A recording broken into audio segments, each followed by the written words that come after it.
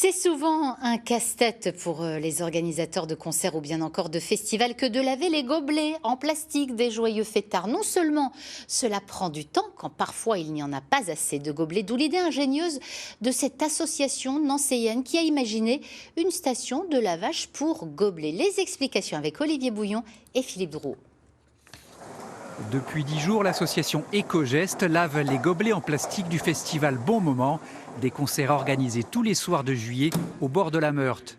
En 4 heures, 2 personnes peuvent laver jusqu'à 3500 gobelets, un service apprécié par des structures comme la salle de concert L'Autre Canal.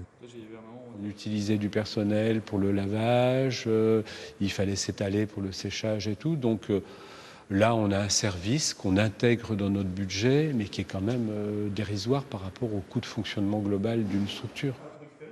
Une station de lavage accueillie dans les locaux flambant neufs de l'Octroi, un lieu dédié aux artistes et aux démarches citoyennes. Éco-Geste, avec son souci de lier création d'emplois et environnement, en fait pleinement partie. Cette station de lavage ne peut fonctionner que si on fait appel à l'insertion et à l'inclusion. Il n'y a pas de modèle économique, clairement, pour effectivement une station de lavage.